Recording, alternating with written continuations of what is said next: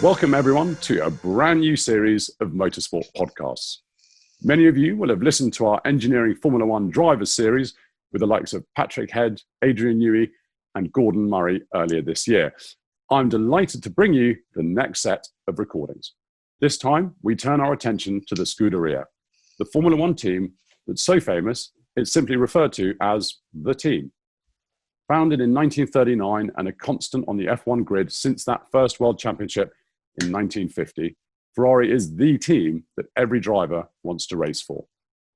221 pole positions, 253 fastest laps, 238 Grand Prix victories, and let's not forget the 16 Formula One World Championships.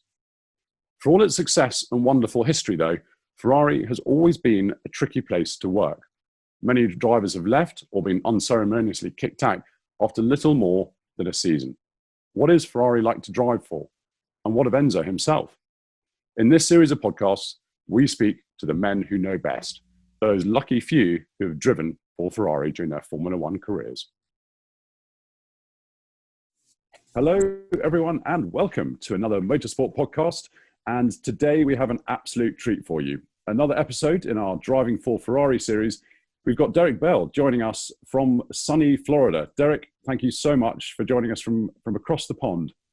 It's a pleasure and a delight to talk to you, Ed.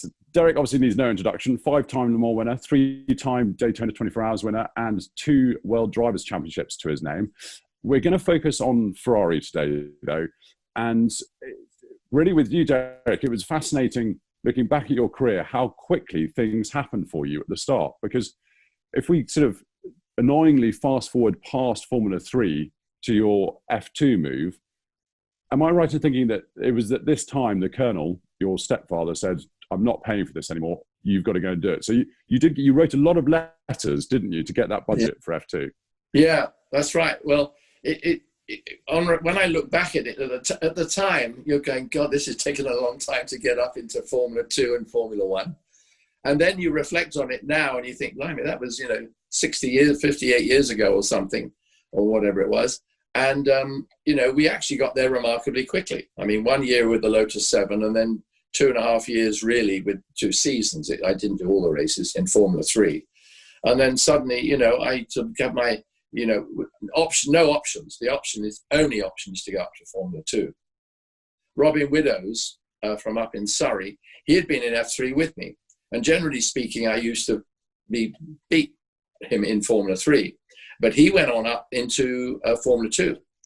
And I saw how he was doing really quite well. And I thought, well, if he can do quite well in F2, I could do even better. So it encouraged me to move out of F3. And I remember a guy called Roy Pipe had stayed in Formula 3 for like 4 years, or 3-4 years. And he was the best. He was lightningly quick. And there was Peter Gethin, Jonathan Williams, all these, Piers Courage. I mean, so many people that were good, but they're all a year ahead of me in experience or 2. And I thought, I've got to go up to F2. So I spoke with my stepfather and he said, well, better try and raise some more money then, And sponsorship was just starting at that time. And I mean, Jimmy Clark, if you recollect, had that, I think, in 67. He had it on it for the Dutch Grand Prix on his Lotus. Gold League, Lotus. And so I remember we thought, well, that's great. We'll just write letters and people will throw the money at us. And I never forget, thank God I haven't got one of the letters, which is one of my appealing letters for money. But and the strangest thing was I didn't get really many replies at all. I think you got one, didn't you? I got one, yes. I got one back from Avis. And in it, there was one of these buttons you put on your jacket and it says, we try harder. And that was it. So that was all I got to get into motor racing financially. And so the Colonel, my stepfather, he said, come on, we've got to do this. And I bless his heart, he did think I could be quite useful. And I had never had any confidence that I was good enough. I just wanted to do it and felt it would be fun. And so we actually went to the National Westminster Bank in Bognor, in West Bognor, his branch. And I remember the bank manager said, oh, yes, we'll loan you £10,000. So they loaned us 10,000, which was, the old man never got into the red. And the whole of his life, he was a Cornishman And he completely said no way to getting in debt. So we borrowed 10,000 against the fact we had a 600-acre farm. But so I think they were pretty secure. And that was it. I went out and we and by this time I'd realized, having had Lotuses for a year in Formula 3, and then the Brabham, which of course was what every driver needed because it drove itself for you, really. And so we went and put a deposit down on a Brabham. I think it was, I can't remember the damn chassis, BT23, I think. We put the deposit down on that of £2,500, and we put the deposit down on 2 Cosworth engines, 2.5 for each. And then after that, we put the deposit down, ordered them and everything. And George Brown, the mechanic we had from around Bognor, he went and he worked at Brabham assembling our car. It was like chassis number 3 or something. So he learned all about it. So we did it really properly. We said, we're going to race this thing. You need to know, how the car's constructed. And he was a bloody good mechanic. He used to work for UDT Laystall before that, but a local lad. And obviously we ordered a Cosworth engine, in fact 2. And then of course we had we bought a Ford Transit van and a trailer, and that was what we were going to go racing with, and a load of spare gears and bits and pieces. So, I mean, it's a lot of stuff for £10,000, isn't it? It was a lot of that stuff. Today. Can you imagine it? I mean, it was unbelievable when I think about it. And we got the car, like, I think Ken Tyrrell got his car first for Jackie Stewart, quite laterally. Jackie had been world champion, I think, already at that point. And we got ours like second or third. And of course, my first race, I went out and I haven't got my book. It's stupid. I didn't prepare for this question, but I thought my first race was at Thruxton. In fact, I went to Hockenheim first. So you finished, was it third there? Third there, yes. Yeah, and then you finished third at the Sudschleifer as well. That's right. That was a bit later. Yeah, the Sudschleifer. But I'm talking at the very beginning. And I remember I finished third at Thruxton anyway on I think it might have even been Easter weekend. And I remember I sort of finished third, I think, to Jean-Pierre Beltoise and Jochen Rindt. And so I was the leading non-graded driver, in fact, because they had graded and graded. So it gave us Formula 2 was just this jump out, which was fantastic in that as Formula 2 drivers on their way up, if you like, Formula 3, Formula 2, you could actually race against the best in the world. And Jimmy Clark and Jackie Stewart and Jack Brabham, and they would all come down to our level because they loved racing, and Formula 2 was a wonderful class of car.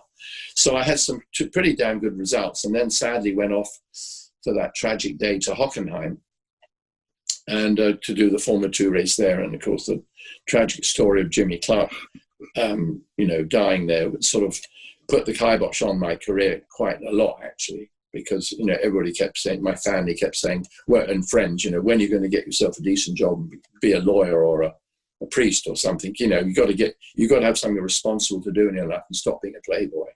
But it must have been a real shock that weekend, because you were very much the new guy. And I think you had dinner with Graham and Jim Clark the night before, and you were slightly in awe of these two. These guys were at the top of their game in Formula 1. Yeah. And I guess when you're that young and you're coming into the sport, you're quite impressionable. And then to say goodbye to Jim in the morning and him around the after, it's a tough thing to race through that. Yeah, well, I mean, elaborating a little bit, I'd never met Jimmy, but I had met Graham. And, there I was in the Luxhof Hotel at Speyer, just out on the edge of the Rhine there. And they walked in, been bucketing down with rain all day on the Saturday, done quite practice and everything. And they walked in the hotel and we all ended up having a cup of tea together with my stepfather, and we had biscuits by the fire and everything. It was lovely. And then we were chatting, we had a long chat. And I remember saying to Jimmy, I said, I said, how did you get on today? So he said, oh, I was 7th quickest. I said, oh, really? He said, where did you find? I said, I was 4th. And I thought, how the heck am I quicker than him? It's Jimmy Clark. And he looked at me and he said, no, we have a misfire. And he said, so when you come up behind me tomorrow, don't get to lap me, he said, don't get too close. And that was it. And so we had a lot more chats and that sort of thing. And then he and Graham's, we said, okay, see you tomorrow. They were going to a dinner with obviously the organisers. And I went off with the old man somewhere. And they said, we'll take you in the morning. So the next morning, my car had gone off. George Brown had taken it to the track, and Jimmy's car had gone as well. He drove for Ron Harris race Lotus then in Formula 2. And so, I jumped in their car and went to the track. Then they dropped me off at my truck, and that was it. And on the grid, I've got this amazing photograph that I suddenly found online. And on the front row is Kurt Ahrens on pole, facing here. And I'm on the second row here. And then behind me over here was Jimmy. It's the most amazing shot. And you can see all three of our helmets, the first and the fourth and the seventh driver, And, the stadium's full of people. It was packed out. And of course, he's had whatever problem it was, he disappeared off the road on that long, fast curve now called the Jim Clark curve. Yeah. I mean, to go from kind of one great to another, it's, the reason why I wanted to talk about this Formula 2 season is because really you only did a few races before getting a call from Ferrari. And this is 4 years from doing your first ever race at Goodwood and winning that. I mean, it must have, did you believe it when you first got the call? Let me just say, firstly, I dreamt of being in Formula One. I think we all did. I mean, every driver, certainly European driver, Americans it's slightly different, I think, but certainly want to get into Formula One. And my dream was to be and just do a Formula One race, just to race a Formula One car. And not imagining, I mean, my dream never was to go to Ferrari. I thought, well, who would I go? Who would my dream be? I mean, Ferrari was the fantasy. It was so far out there that I never thought. I mean, why did they have me?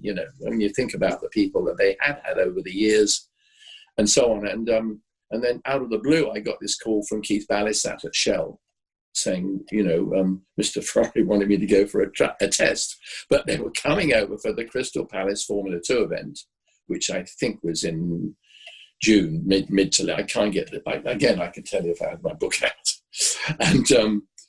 And so we'd like you to test after Crystal Palace at Goodwood, can you believe? And of course, I knew Goodwood, not that well, but I had driven my Lotus 7 there and won there. And of course, I won the Formula 3 race at Goodwood, and I tested there with a Formula 2 car.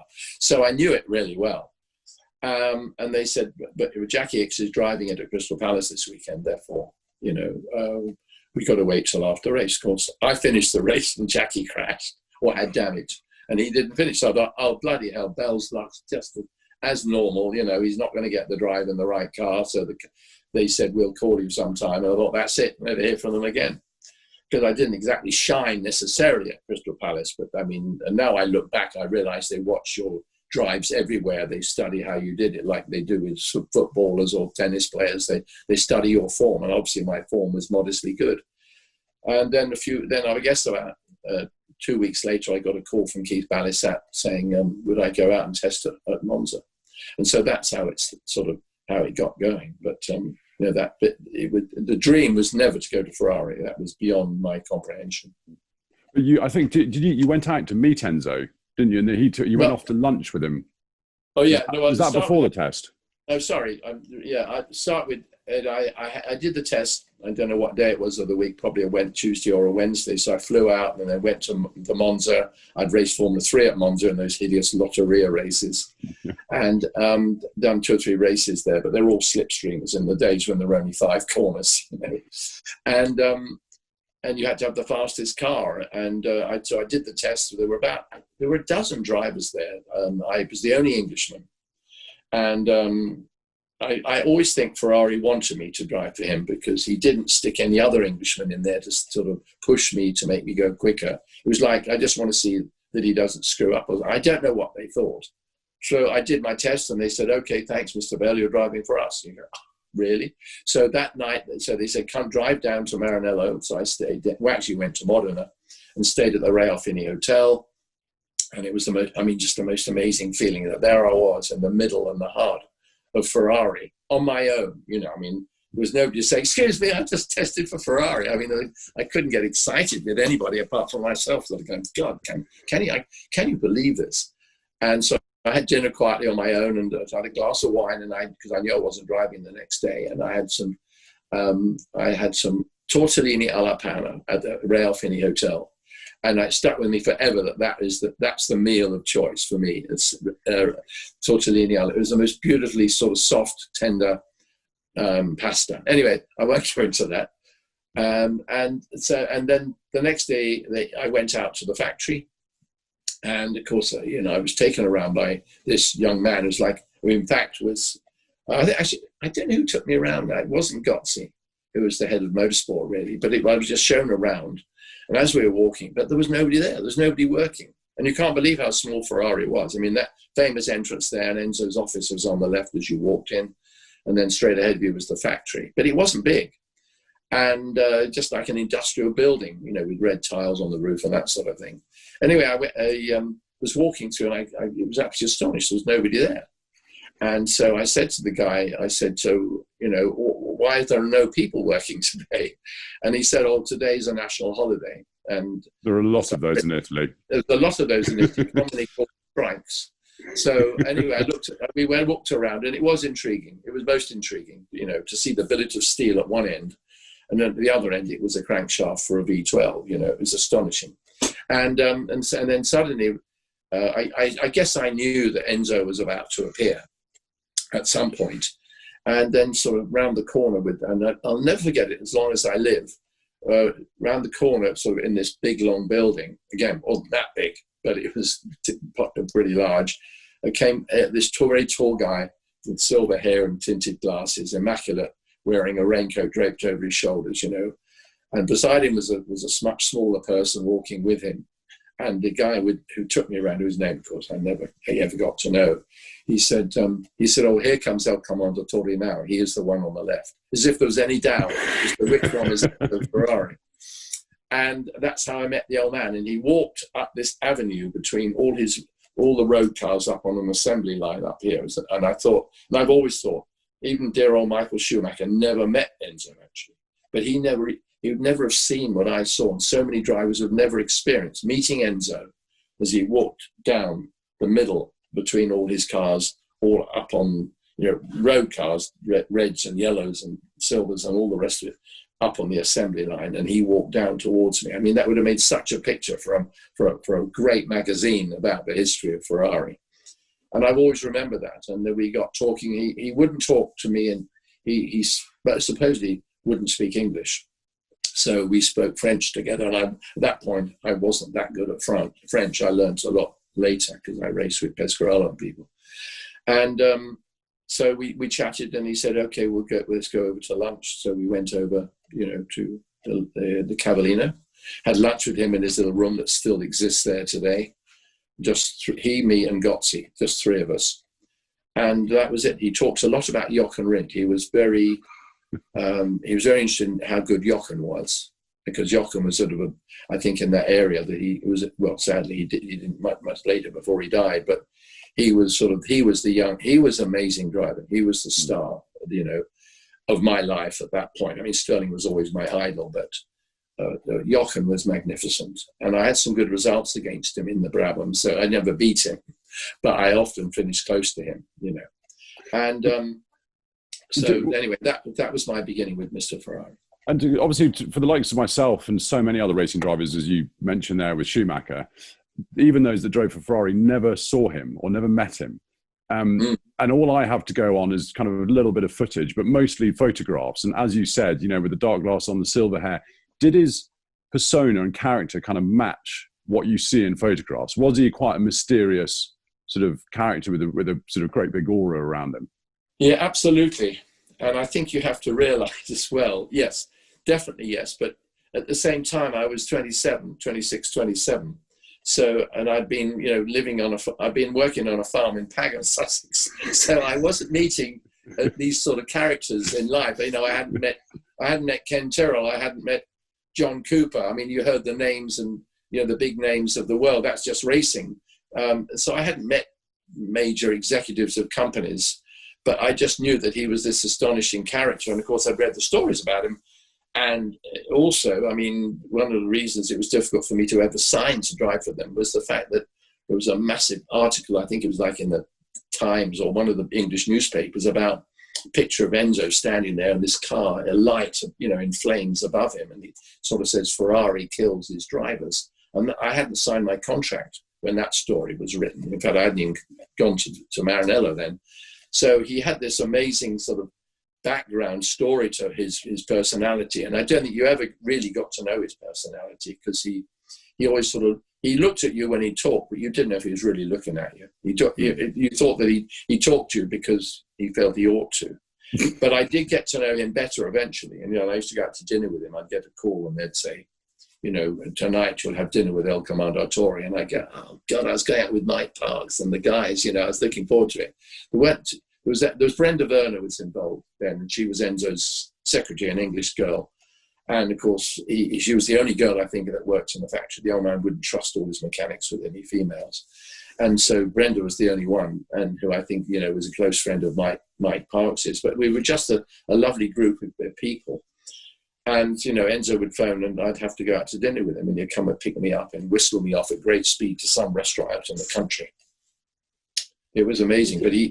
But basically his character, he was how you saw him in pictures and how you heard what he was like. But he wasn't sort of, don't want to talk to you. It's like he would ask the question, wait for an answer, and then ask another one.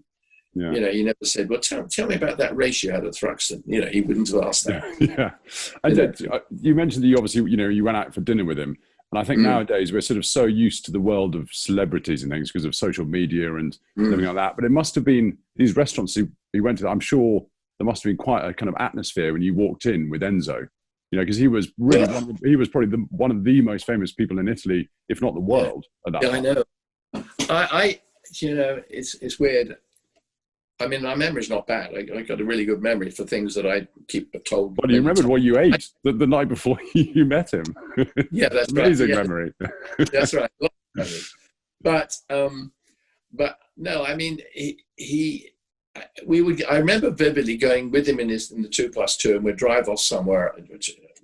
I must have eaten out with him 6 or 7 times, which is, I think, a lot more than some drivers ever did. And, we'd walk in, and I never forget it. He actually would open the door for me.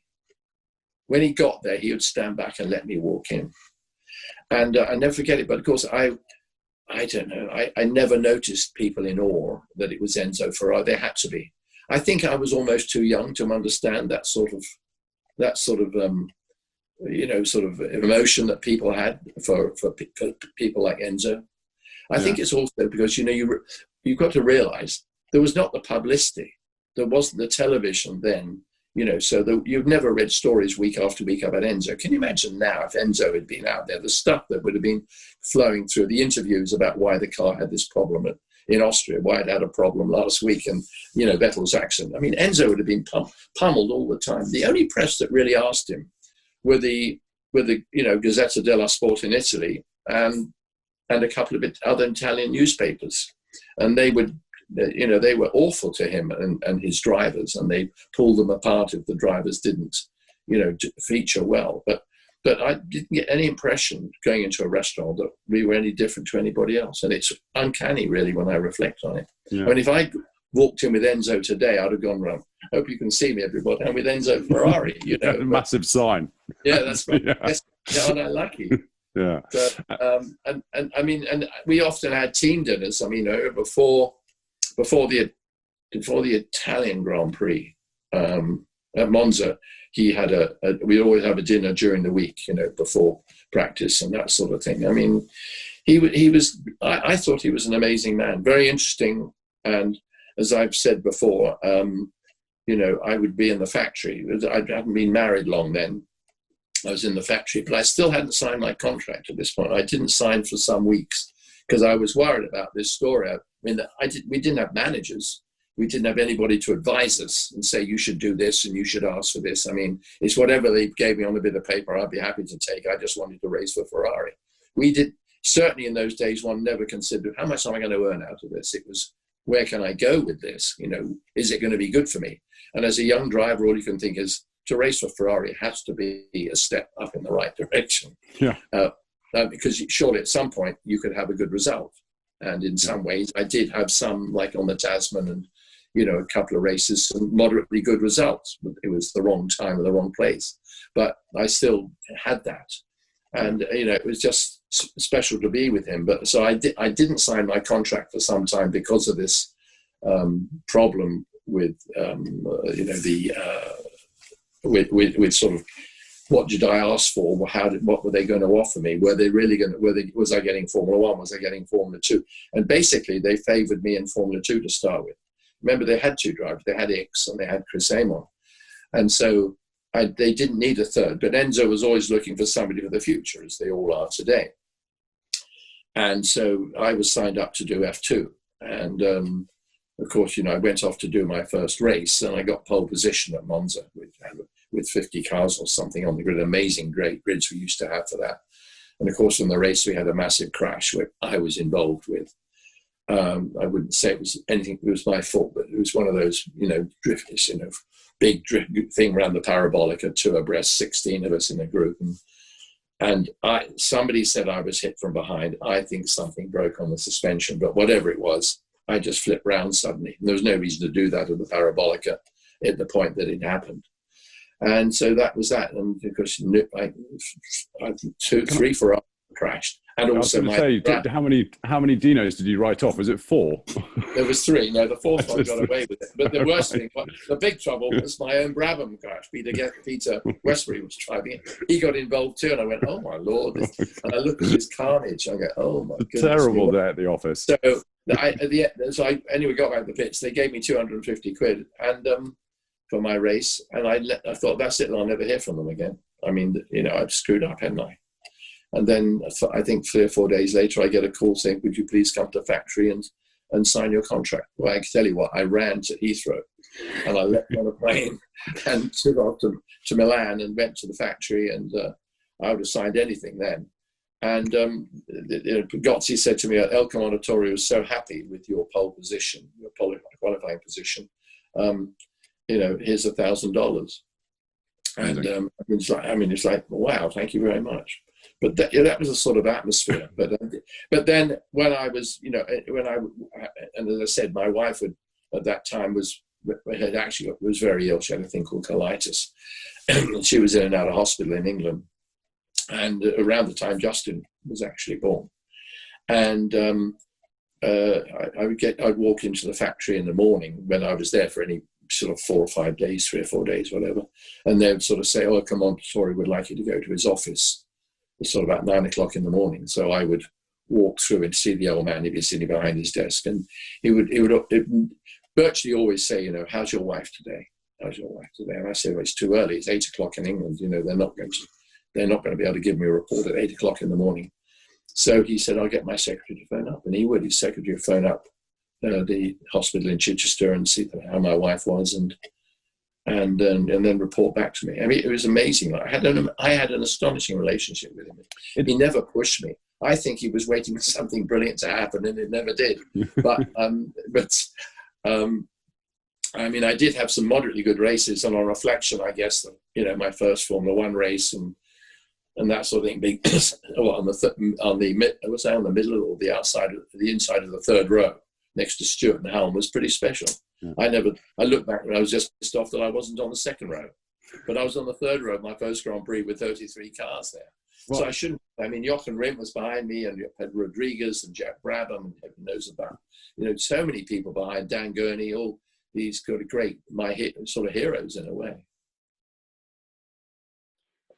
Now, if you're looking for more Ferrari content, then you may well be interested in Motorsport's latest publication. Ferrari, From Race to Road, celebrates the journey of the world's most famous car brand and its unique place in motor racing history. Using Motorsport's unmatched archive of stories and photographs, we trace the Ferrari story from its early days under Enzo right up to date, with interviews with current F1 star Charles Leclerc and F1 team boss Mattia Binotto.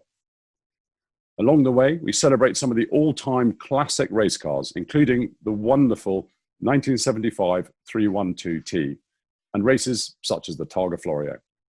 Plus, we test some of the greatest Ferrari road cars. Illustrated with world-class photographs and wonderful writing, Ferrari From Race to Road is a must-have for all fans of the marque. It's on sale now in all good newsagents, or you can buy it via the Motorsport website, which is motorsportmagazine.com. I wanted to talk about that first race, but it's interesting, just the last kind of 10 minutes, Enzo Ferrari has suddenly become a much more human person to me. Because before, he's always been that very cold character that people only saw kind of sat on the side of Fiorano in his Ferrari, sort of judging things from a distance. Yeah. But it's incredible to hear what a wonderful relationship you did have. And he was obviously a very caring person, because he had, I think he had a lot of press about not caring, especially with drivers, but your experience was so different. Yeah, I'd hate to sort of say why he had that, people got that impression. I think he couldn't stand idiots. And I think he thought most journalists were idiots, because I don't think he was keen on doing interviews. Totally fair. And I don't know where he got that idea from. And I never was with him with journalists around. And I never saw a journalist whenever I was there asking him for an interview. Now, these days, he wouldn't be able to sit at, his PR person would be fighting the people off because they want you to interview Enzo Ferrari. But I mean, he was his own man. I would have said he didn't have a PR girl. He had Gozzi, who was his right-hand man. Yeah. And that was it. And that's all he had before that. Yeah. So I must admit, I mean, he grew on me as a bit, I couldn't say we shook hands. I guess we shook hands when we met on the various occasions, or he came to pick me up. And I remember that one occasion, I have to tell you this, when I got a call during the day, they said, you'll have dinner with El Commendatore tonight. And I went, oh, yeah, sure. And they said, you will pick him up. And I went, oh my God. So I had to drive to the factory in my Fiat 124, my rental car. Because in those days, we didn't get loan Ferraris. Nowadays, they're thrown at the drivers, but that's all right. I didn't do it for that, but it would have been nice. And I remember I went to the factory, picked the old man up, and we went off, and never forget it, to the Gatto Verde, which is an Italian restaurant up on the hills, just outside Maranello, as far as I can remember. And you went up this twisty road up this hill, like a mountain pass, and there was this excellent restaurant, which I think is still there. And so, of course, I guess he got out of the car and I went and parked it, or we parked it and walked in together, whatever it was. And then I thought, well, my goodness, I'm going to have to take him home, aren't I? Now, how fast does he like to be driven? And I just couldn't understand it. And I'm going, God, what's he going to expect now? I mean, if I Fiat 124, I'm driving down a mountain pass. Do I go fast or do I go slow? Because he can think I'm a total loser if I drive slowly. Or he thinks I'm a lunatic if I drive too fast. But anyway, we drove, and I drove all the way back to his home, which right now I couldn't tell you where the heck it was. And that was it. Yeah. But he lived very frugally. I went to his, when you were with Ferrari in those days, Enzo was the one that told you you were going to drive for him the next year, or that if you wanted to, you could. And at the Italian Grand Prix, the race was always on a Saturday. All Grand Prix on a Saturday then. You would be invited to go to by him, or through Gozzi probably, to go to lunch on the Sunday at Bellaria Adriatico, which is near Rimini, where Enzo had a house. And so, and you sort of all day you're waiting. Am I going to get asked? So the race was over, and which I didn't do that well in. I qualified 6th, 7th, or whatever. But in the race, I had that problem with the piston, whatever it was. They were always trying new stuff out of me. I learned later on. And Chris had that awful crash, and Chris and I were invited to go to dinner lunch on the Sunday, and that's how I knew I was going to drive. And I went to drive for him the next year. And Chris and I drove out there in his Alfa Romeo, and we went to Enzo's house, and it was really quite sort of frugal. I mean, it was, you walked in, it was quite dark. It was like like we'd call it a bungalow. It wasn't what you'd expect Enzo Ferrari's house to be like. And Signora Laura was cooking lunch, and we just sat around a table, and it was Spartan. And we didn't drink wine. We might have done, I don't know. But the food was super, and that was it. We discussed things, but we didn't have to talk about the contract. The fact we were invited there meant that we were racing for him the next year. It's amazing. I love that. Yeah. There's actually, we've got a question here from Rodrigo S, who's asking about that first race at Monza.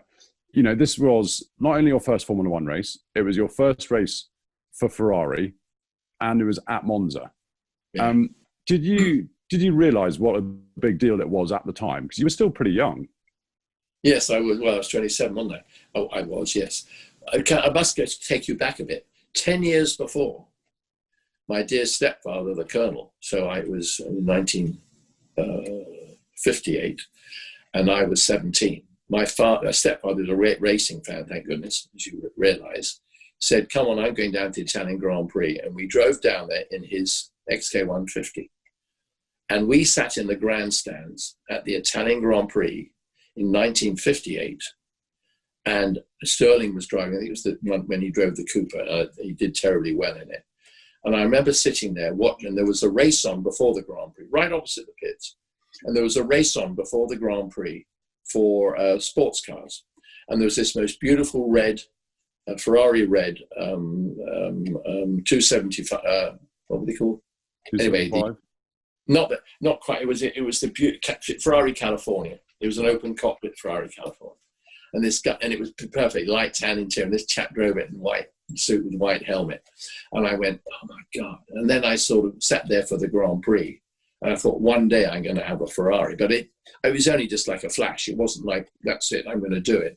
But can you believe it, 10 years later? And I never even thought about it when I was on the grid, that I sat up there 10 years ago with my father, before I ever thought about racing. Well, I did, but I hadn't considered I'd ever do it. It's amazing, isn't it, really? Yeah. I mean, you were still, at that time, you were still 6 years away from your first race. Yeah, absolutely. Yeah.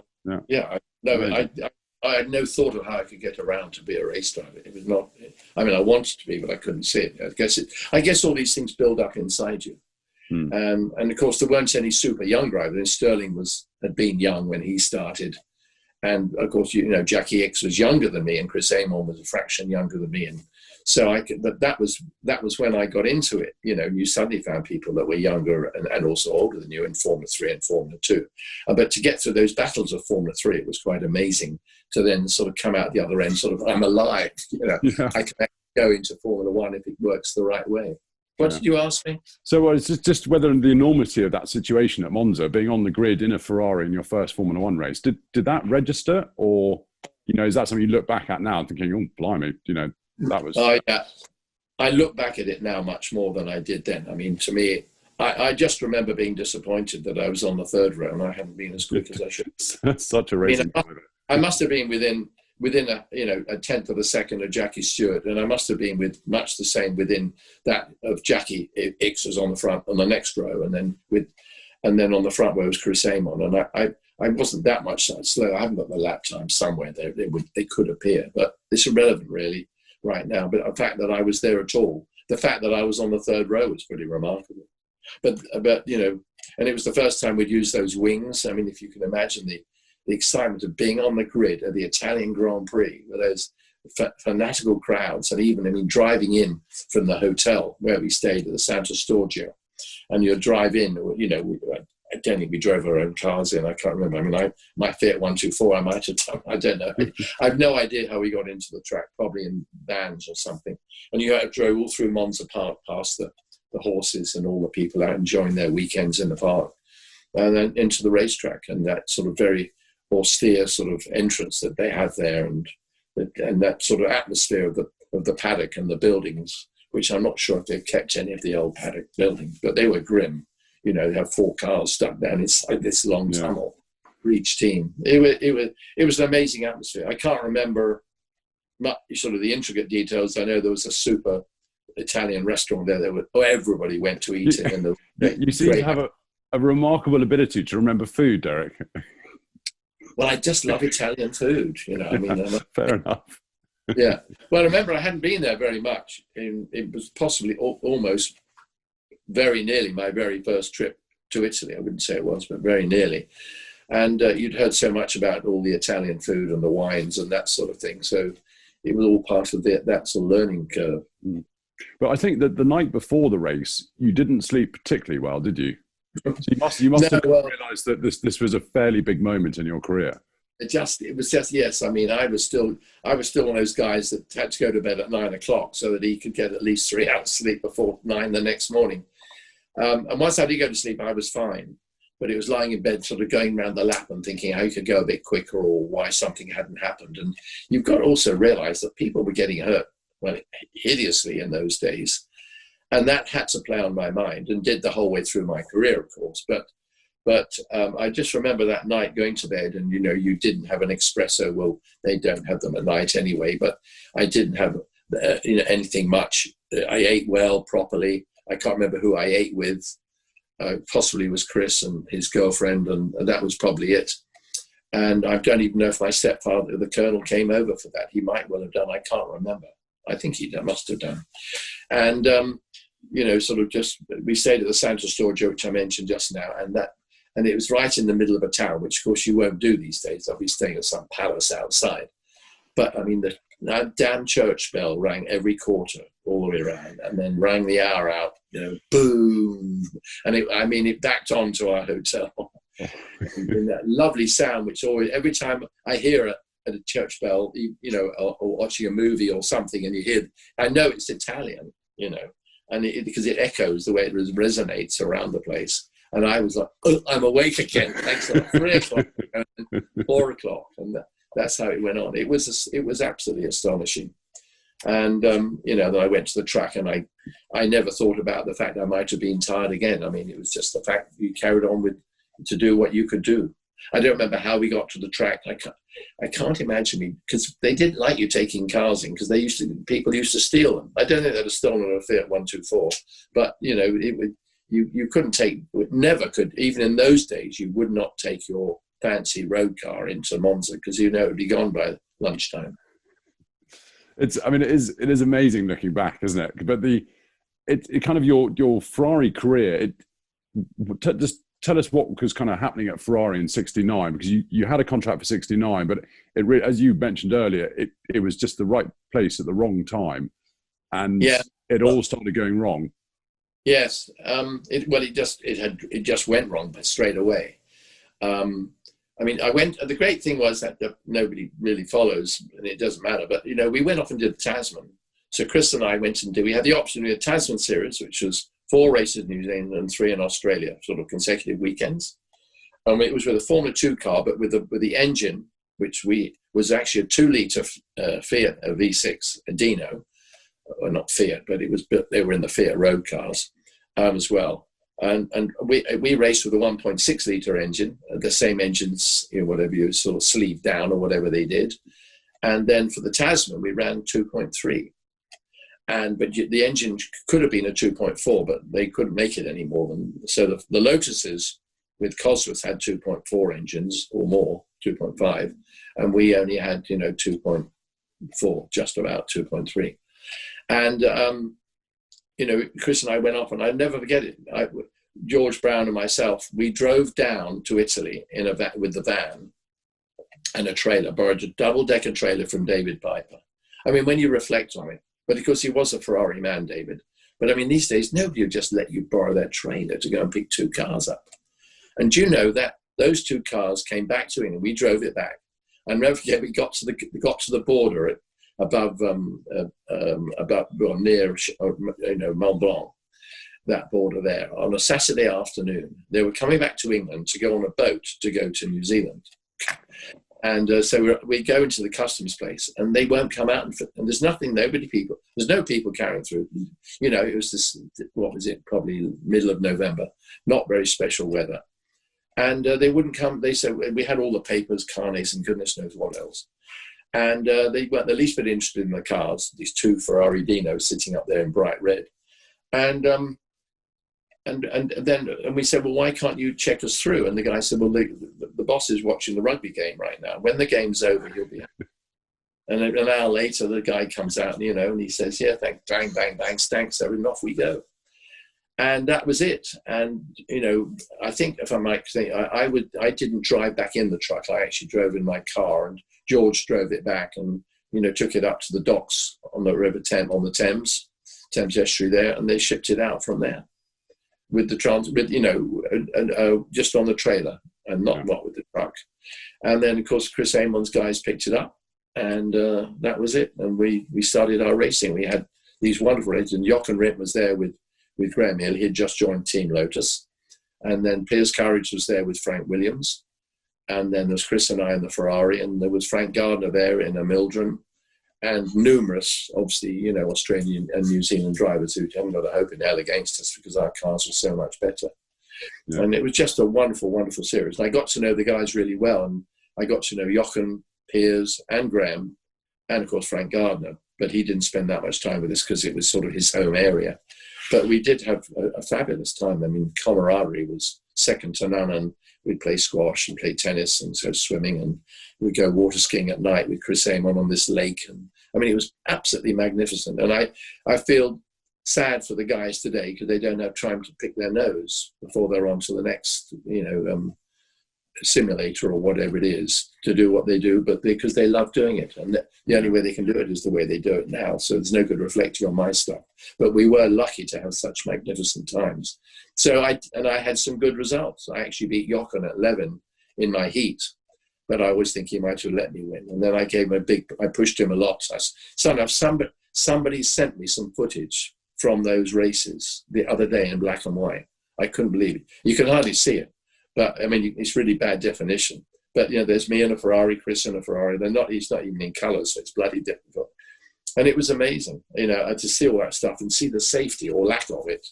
I mean, it was a wonderful trip, a wonderful series. Yeah, and honestly, because that, in a way, the Tasman series was a sort of high point of your Ferrari Formula One career, because once you came back from that, it was probably quite apparent that things weren't all sort of right in the state of Denmark, as it were. Yeah, well, I didn't know what they were doing. The fact was, I never lived in Italy. And in those days, Chris lived in Modena. I know Jackie Ickx had gone off somewhere else for 69. But none of them lived in it. Chris was the only one. And on reflection, now I look back even 4, 5, 6 years later, I should have lived in Italy, but I couldn't because of my wife being so well. And the fact that she'd had a son or was having a son. Yes, because she had him in February. And so there's no way that I could have lived in Italy, and my marriage would have been over if I had. But then you shouldn't get married if you're going to be a racing driver and have to live in Italy or anywhere in the world. But it was only latterly or later on that drivers sort of congregated around the hub of racing, so they were on hand to do what they had to do. I mean, what a stupid idea for me living in England and having to get on a plane every time Ferrari wanted to go testing. I mean, they happily, I mean, one never talked about budgets. I mean, I got £250 for a Formula 2 race and £500 for a Grand Prix. I don't know what I got for Le Mans, but it was probably 500 quid.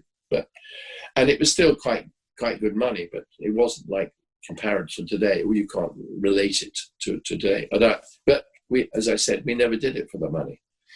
But that year 69 certainly was something that we didn't expect, that Ferrari would not have done something more specific about racing. And it was strange because the next year, of course, they had that, I don't know if the formula changed, but certainly everybody had the flat 12s and that sort of thing. And I'd love to have had one of those, but yeah, but it was a steel crisis, wasn't it? And Ferrari just sort of slowly closed down its operations. Oh, I didn't realize. I might be wrong with that, but Ferrari did kind of, because they suddenly started just running the one car, and they really did kind of just. Well, they ran a car for a little bit for Pedro Rodriguez, and NART financed him to drive a few races for Pedro. And I went, where did that come from? And Chris didn't drive, nor did I.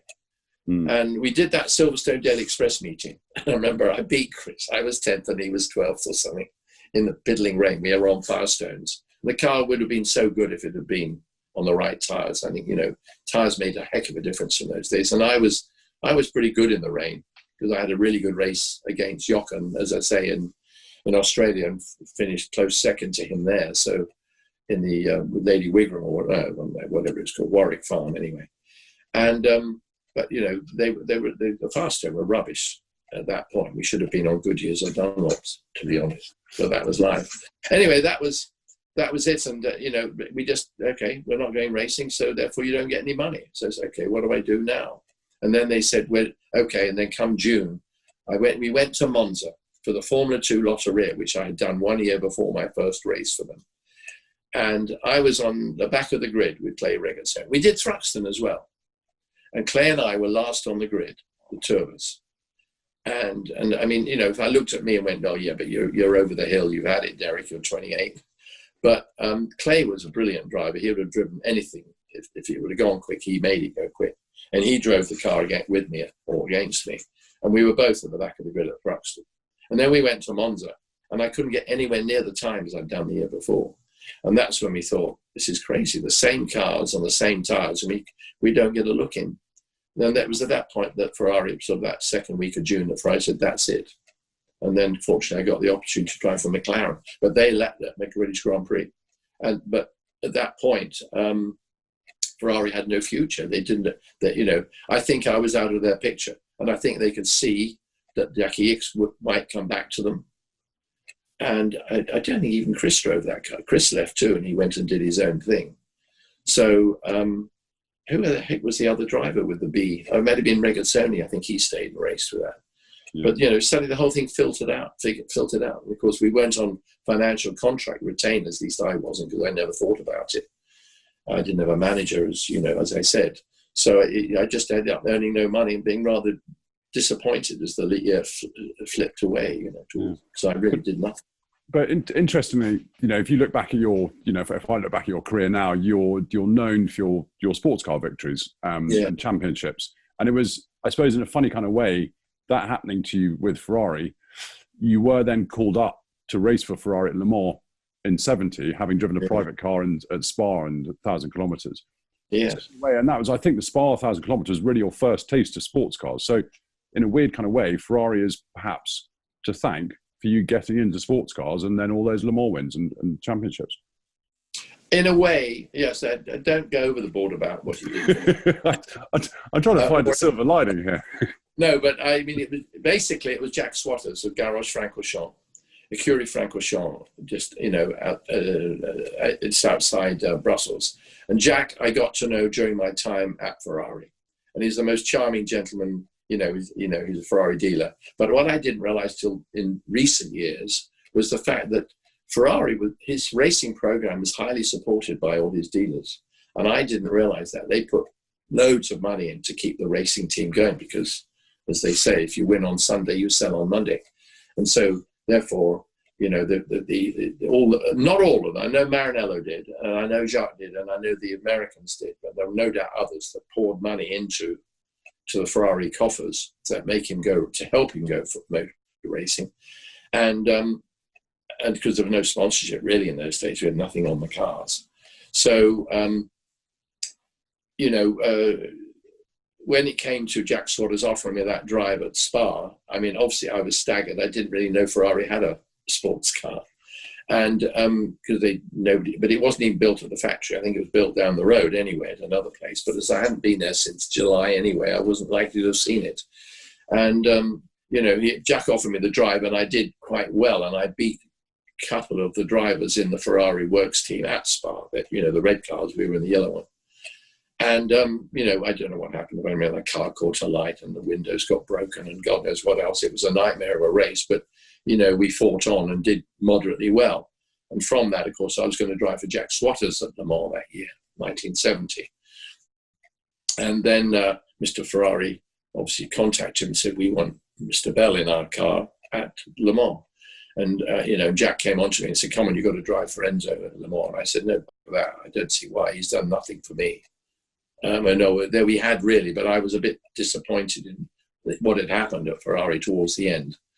And so Jack said, you've got to drive for him. Anyway, to cut a long story short, I was going to race Formula 2 at Enna.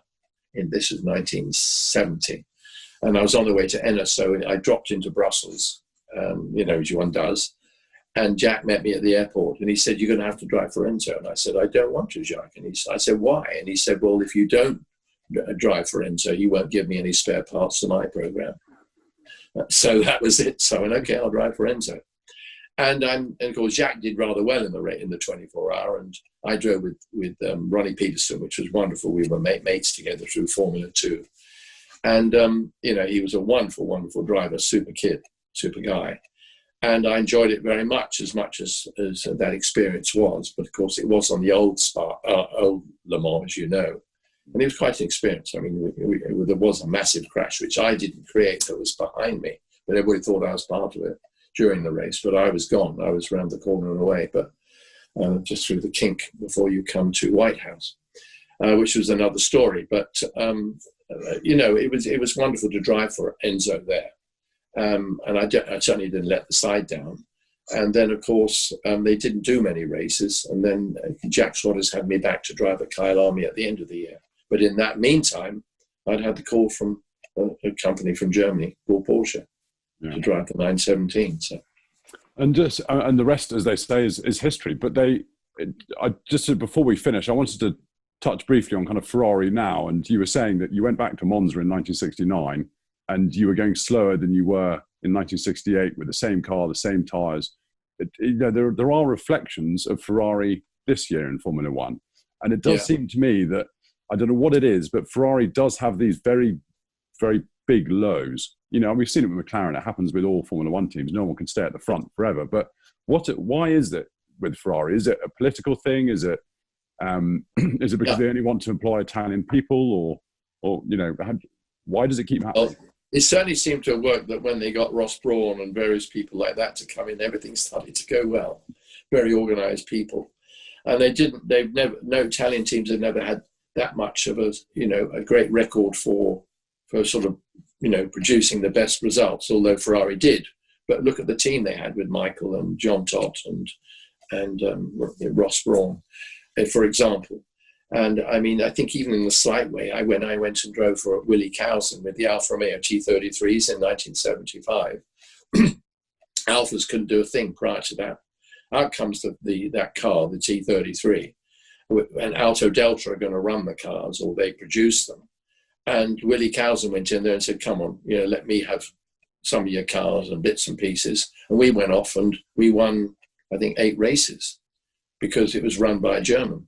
And with the organization and the preparation and having seen the state of the cars that came from Auto Delta to us, it was amazing. And, I drove with Pescarolo, and I think we ran 4 races, and I won one on Arvas, the last race it ever did, on the Arvas a year later after in 76. The cars were wonderful, but they were run by Willie Cowson Racing. And, I think it needs an injection of management. And I think I can't tell you what the Ferrari thing is, because there's like these days, there's so many people involved. But somebody, it actually ends up with the leap at the top, doesn't it? Yeah. It's a bit like Trump. Thanks very much. If he's not doing his job, the rest of the team can't work under him properly. And so I don't know who that is at Ferrari. Yeah. Your career was, it's very much Porsche. I always think of you as a Porsche man, or more recently Bentley. And it's funny, I've never sort of thought of you as a Ferrari man. I think just because so much of your success came in Porsches.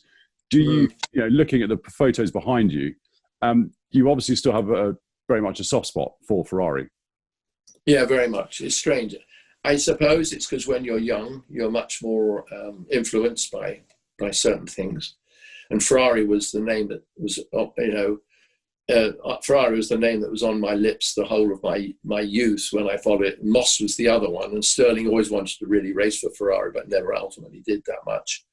For example, now, I didn't follow him or anything, don't get me wrong, but I think you have ideas in your mind as a young person of where you would like to be.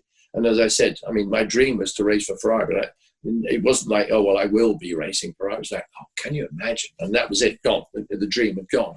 And if you saw, and again, having seen that red Ferrari on the grid of the sports car race at Monza, that was it. I was a Ferrari person. There weren't Porsches there then, so I couldn't get involved with it. And then you met the man himself. And although I'd met Professor Porsche maybe once, he could walk by me and you'd never know who I was. Now, the Porsche family now I know really well. And Wolfgang Porsche and I are close friends, and we spend time together. And his family are totally in contact with my son Sebastian all the time, on Instagram and whatever.